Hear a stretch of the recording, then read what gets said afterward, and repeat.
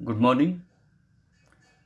The topic thermodynamics, last part, that is fugacity, activity, chemical potential, and Gibbs Duhem equation. So, what is fugacity and activity? So, first we consider the term fugacity. So, consider the system liquid water which is converted into water vapor. When liquid water evaporates, then it becomes water vapor. Liquid water जेव्हा आपण boil करतो तेव्हा त्याचं वेपरमध्ये conversion होतं म्हणजे evaporate होतं. आणि जेव्हा वॉटर वेपर कंडेन्स होतात कंडेन्सेशन तेव्हा त्याचं लिक्विड वॉटर होतं. तर ही जी सिस्टीम आहे ह्या सिस्टीममध्ये हा लिक्विड वॉटर असा प्रयत्न करत असतो की ह्या लिक्विड वॉटर फेजमधून सुटून जाऊन वॉटर वेपरमध्ये कन्व्हर्ट व्हायचं. त्याचवेळी वॉटर वेपरसुद्धा असा विचार करतो की आपण ह्यातनं सुटून जाऊन लिक्विड वॉटरमध्ये कन्व्हर्ट व्हायचं. तर जेव्हा फॉरवर्ड रिॲक्शन होते तेव्हा इव्हॅपोरेशन होतं, बॅकवर्ड रिॲक्शन होते तेव्हा कंडेन्सेशन होतं.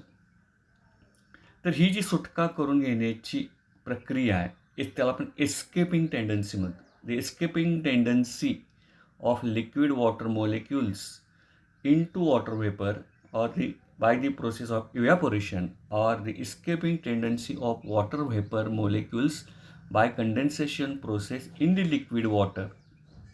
So when these escaping tendencies becomes equal, the systems attain equilibrium. हे लक्षात येते का बघा, लिक्विड वॉटरचं इव्हॅपोरेशनच्या माध्यमातून वॉटर वेपरमध्ये कन्व्हर्शन होतं, वॉटर वेपरच्या मोलेक्युलचं कंडेन्सेशनच्या माध्यमातून लिक्विड वॉटरमध्ये कन्व्हर्शन होतं.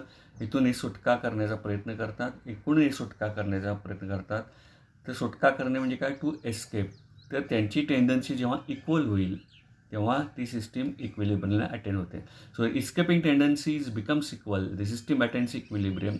This escaping tendency of a molecule from one state to another state called as fugacity. यालाच आपण fugacity म्हणतो. परत एक व्याख्या बघा, the escaping tendency of a molecule from one state to another called as fugacity. So mathematically it is denoted by F. F या लेटरनं दाखवतो fugacity आणि सायंटिस्ट लेविसने ही टर्म शोधून काढलेलं आहे. आणि त्याचं युनिट जर fugacity जर बघितलं तर इथे लिहिलं आहे बघा मी, युनिट टॉर, TOR, टॉर हे युनिट आहे. So mathematically this fugacity dg is equal to nRT d ln f, d of ln f, आणि ही f म्हणजेच काय असते, ही फ्युगॅसिटी होते. तर हे इक्वेशन आपण इंटिग्रेट केलं तर डीजीचं इंटिग्रेशन जे होईल nRT ln f plus C integration constant होईल. If f is equal to 1, fugacity 1 असेल तर ही टर्म कम्प्लिटली निघून जाईल आणि काय होईल, g इज इक्वल टू काय होईल, c होईल. आता सी म्हणजेच काय, G0. आता G is equal to C होईल म्हणजे सीची किंमत जर G0 असेल तर जीची किंमत G0 होईल. म्हणजे एफ इज इक्वल टू ज्यावेळी 1 व्हॅल्यू येईल त्यावेळी जीची किंमत G0 येईल. एफची किंमत इथं 1 घातली, log 1 that is 0, he term 0 होईल. जीची किंमत C बरोबर येईल. परत तिथं आपण काय म्हटलं, G0 is equal to C म्हणजे G is equal to G0. हे सरळ म्हणताना ह्या इक्वेशनमध्ये बघा, G is equal to nRT ln f plus सीच्या ऐवजी मी काय घातलं, G0 घातलेलं आहे. Where G0 free energy for n moles of a real gas when F is equal to 1, standard state मधली energy. So dg is equal to nRT d ln f याचा विचार केला ह्या इक्वेशनचा. परत इंटिग्रेशन केलं G1 dg1 टू dg2 आणि ln f f1 to f2 ही limits वापरली. तर dgचं इंटिग्रेशन G2 मायनस G1 त्याला आपण म्हणतो G2 मायनस G1 आलेलं आहे. आणि RT ln fचं इंटिग्रेशन प्रॉडक्टच्या साहाय्यानं केलं आपण. तर ln f2 by f1 d ln fचं ln f झालं आणि ln f2 by f1 upper limit minus lower limit अशा साहाय्यानं ही फ्युगॅसिटी टर्म आहे. So the escaping tendency of a molecule from one state to another state called as fugacity. Next, what is activity. आपल्याकडे हे relation आहे, G is equal to G0 plus RT log F by F0, where F by F0 is equal to E, that is activity. म्हणजे ratio of fugacity of a substance to given state to standard state. ज्यावेळी कुठल्याही लेटरच्या अक्षराच्या वर 0 येतो त्याला आपण standard state म्हणतो. तर F by F0 म्हणजे fugacity of a substance in given state to the fugacity of a substance in standard state. हा जो रेशो आहे त्याला आपण ॲक्टिव्हिटी असं म्हणतो. So this is called as activity.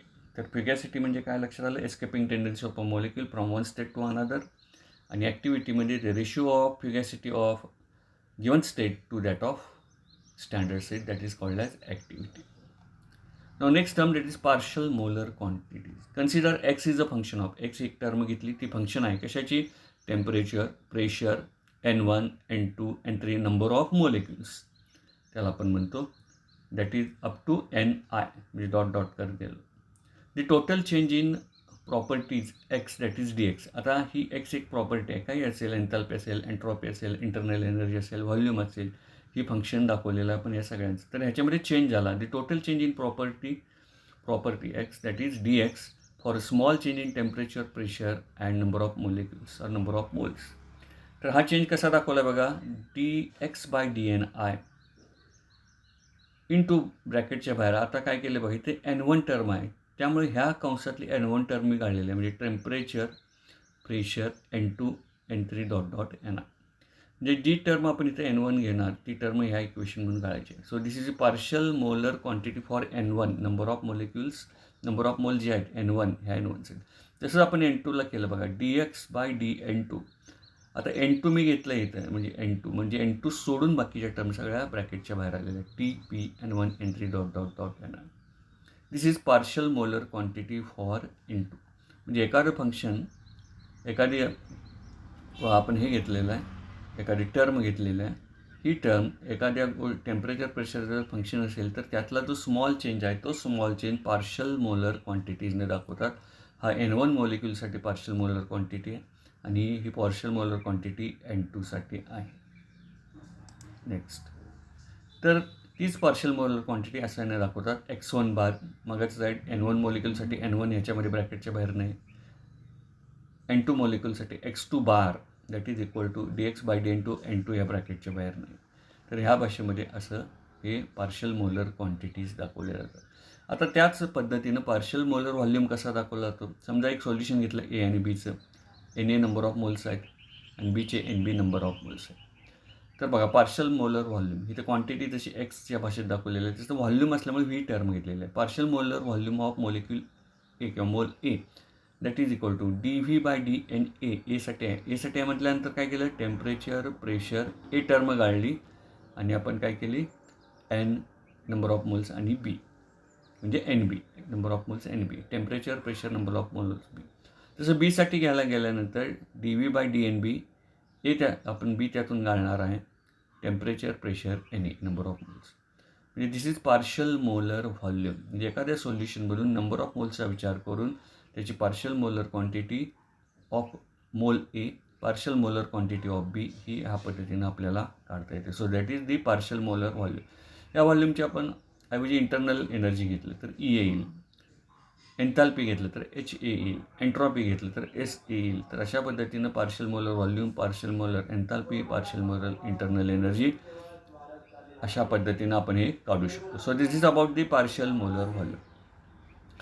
Now next term, that is chemical potential. This chemical potential is denoted by the letter mu. mu ना chemical potential. फक्त आपण थोडक्यात माहिती घेणार आहे, जास्त डीपमध्ये जाणार. Partial molar free energy of a system is nothing but chemical potential. Free energy तुम्हाला माहिती आहे डेल्टाची, तर त्या मोलची पार्शियल म्हणजे वैयक्तिक असलेली किंवा मिक्सचरमधली स्वतःची त्याची काय असेल ती, this partial molar free energy of a system is nothing but chemical potential. आणि केमिकल पोटेन्शियल आपण कशा साइन दाखवतो बघा, GI. So this is partial molar free energy, म्हणजे G1 bar is equal to dG/dN1, TP N1 गाळलेला इथं, TP N2, N3 et cetera. So this is mu, त्याला आपण म्हणतो म्यू1 म्हणजे G/1. परत तेच आपण इक्वेशन दाखवलेलं आहे, N1 गाळलेलं. आता N2साठी जर आपल्याला नंबर ऑफ मोल करायचं असेल तर म्यू2 येईल, G/2 dG/dN2. इथं N2 असल्यामुळे N2 हा गाळलेला TP N1, N3 up to Ni molecules, number of molecule. तर अशा पद्धतीने केमिकल पोटेन्शियल म्यू1, म्यू2 आपण दाखवू शकतो. Next, Gibbs Duhem equation. आता गिब्स-ड्युहेम इक्वेशन काय, number of moles multiply by its chemical potential, number of moles multiply by its chemical potential, आणि त्याची व्हॅल्यू किती असते? 0 असते. सो N1 ड्यू1 प्लस N2 ड्यू2 प्लस डॉट डॉट N3 ड्यू3 असं करत करत आपण 0कडे येतो. आणि याचं समेशनच्या भाषेत केलं तर summation NiDMi is equal to 0. So this equation is called as Gibbs Duhem equation. हे फक्त लक्षात ठेवायचं आहे. Summation NiDMi is equal to 0 for binary mixture. आता बायनरी मिक्सचर असेल तर काय येईल बघा, N1 mu1 प्लस N2 ड्यू2 is equal to 0. Tertiary mixture असेल, 3 असतील तर N1 mu1 plus N2 mu2 plus N3 mu3 equal to 0. तर ह्याच्यावरनं डी mu1ची आपण व्हॅल्यू काढलेली आहे आणि ही निगेटिव्हमधली आहे. म्हणजेच variation of chemical potential of one component affects the chemical potential of another component. म्हणजे डी म्यूवरून ह्या इक्वेशनवरून डी mu1चं आपल्याला काढता येतं, ह्या इक्वेशनवरून डी mu2 सुद्धा काढता येतं. म्हणजे ते वाक्य म्हटलं आहे त्यासाठी variation of chemical potential of one component affects the chemical potential. CP म्हणजे chemical potential of another component. म्हणजे एक पॉझिटिव्ह असेल तर दुसरा निगेटिव्ह असेल, हा निगेटिव्ह असेल तर दुसरा हा पॉझिटिव्ह असेल. म्हणजे अशा पद्धतीनं हा गिब्स ड्युहेम इक्वेशन. तर इथं आपला टॉपिक हा संपतो आहे. थोडक्यात ह्या टॉपिकचा आपण रिव्ह्यू घेऊया. थोडक्यामध्ये टॉपिक थर्मोडायनेमिक्स. पहिली टर्म आपण बघितली, Gibbs free energy G is equal to H minus TS. Work function E is equal to E minus TS. H enthalpy, E internal energy. ह्याच्यावरून आपण इक्वेशन्स काढली. Delta G is equal to 2.33 nRT log P2/P1. आता P2/P1 म्हणजेच V2/V1. P2/P1 म्हणजेच इथं P2/P1 म्हणजेच V1/V2. इथं V1/V2 पाहिजे. सिमिलरली इथंच V1/V2 पाहिजे, कारण P1V1 is equal to P2V2. P1V1 is equal to P2 म्हणजे P1/P2 is equal to V2/V1 किंवा P2/P1 is equal to V1/V2. आणि डेल्टा इज इक्वल टू ह्या आपण इक्वेशन्स काढलेले आहेत. म्हणून ह्या दोन इक्वेशनवरून आपण बघितलं तर डेल्टा Gची व्हॅल्यू डेल्टा ए बरोबर होत असते. तर ह्या पहिल्या गोष्टी आपण या टॉपिकमध्ये बघितल्या. त्यानंतर आपण बघितलं Gibbs Helmholtz equation. Delta G is equal to delta H plus T into D/dt of delta G at concentration. Delta G change in free energy, delta H change in enthalpy आणि derivative of free energy with respect to temperature at constant pressure, म्हणजे T into D/dt of delta G at constant pressure. हे Gibbs Helmholtz equation आपण बघितलं. याच्यावरून free energy change, enthalpy change आपण calculate करू शकतो. त्यानंतर क्लेप्रॉन इक्वेशन आपण बघितलं. dP/dt is equal to Q vaporisation divided by T into VV minus VL. हे क्लेप्रॉन इक्वेशन आपण बघितलेलं आहे. Q व्हेपरायझेशन किंवा इथं Q फ्युजनसुद्धा येऊ शकतं. आणि त्याला अनुसरून क्लासियस क्लेप्रॉन इक्वेशन म्हणजे इंटिग्रेटेड फॉर्म बघितला. 2.03 log P2/P1 is equal to Q/R T2 minus T1 divided by T1 T2. P1 P2 initial final pressure, T1 T2 initial final temperature, Q latent heat of vaporisation किंवा molar heat capacity, R gas constant. तर हे Clausius Clapeyron equation बघितलं. त्यानंतर आपण thermodynamic law of mass action बघितला. Kp is equal to PCPD divided by PAPD. That is pressure of product divided by pressure of reactant. कॉन्सन्ट्रेशनच्या भाषेत concentration of product आणि concentration of reactant. आपण reaction घेतली होती A+B इट गिव्ज C+T. तर हा आपल्याला लॉ सांगतो. Kp इज इक्वल टू काय आणि Kc इज इक्वल टू. त्यानंतर आपण व्हॅन्टॉप रिॲक्शन आयसोथर्म बघितलं. त्याचं इक्वेशन आपण बघितलं. WMA is equal to 2.03 RT log Kp plus delta nRT. Kp म्हणजे equilibrium constant, R gas constant, T temperature, delta N म्हणजेच प्रॉडक्टचे मोल्स आणि रिॲक्टंटचे मोल ह्यामधला फरक. ह्याच्या साहाय्यानं आपण व्हॅन्टॉप आयसोथर्मसुद्धा आपण बघितलेला आहे. त्यानंतर व्हॅन्टॉप आयसोकोअर बघितला. log Kp2/Kp1 is equal to delta H divided by 2.03 R into T2 minus T1 divided by T1 T2. Equilibrium constant Kp2 for final state, initial state, change in enthalpy, R gas constant आणि हे temperature initial and final. त्यानंतर आज आपण बघितलं fugacity. Delta G is equal to RT ln F2/F1. हे आपलं आपण फ्युगॅसिटी म्हणतो. Escaping tendency of a mole from one state to another state. त्यानंतर ॲक्टिव्हिटी बघितलं. इथे ratio of fugacity to the normal state or given state to the fugacity of standard state. Gibbs Duhem equation आपण बघितलं. Summation of NiDMi is equal to 0 आणि chemical potential आणि partial molar क्वांटिटीजसुद्धा आपण बघितलं. आणि काही एक्झाम्पल्स पण आपण Gibbs Helmholtz equation, Clausius Clapeyron equation आणि चेंज इन फ्री एनर्जीवर एक्झाम्पल पण बघितलेले आहेत. अशा तर पद्धतीनं इथं हा टॉपिक आता संपतोय. थर्मोडायनॅमिक्स आपण 2 टॉपिक आत्तापर्यंत बघितलेले आहेत. Semester 6 paper number 15 physical chemistry. Topic number 1 we have completed phase equilibria. Now this topic is also completed, that is thermodynamics. Next time we will start a new topic. पुढच्या वेळी आपण नवीन टॉपिकने सुरुवात करतोय. तर हे व्हिडिओज हे लेक्चर्स वारंवार बघा, वरचेवर बघा. पुस्तक असेल तर पुस्तकाचा अभ्यास करा. ह्या नोट्स तुम्ही जर बघितलं तर पुस्तकाची आवश्यकता वाटणार नाही. तर वरचेवर हे डेरिव्हेशन्स बघा आणि अभ्यास करा. तर स्वस्थ राहा, सुरक्षित राहा. कोरोनाचा फैलाव आहे, अजून कमी झालेला नाही आहे.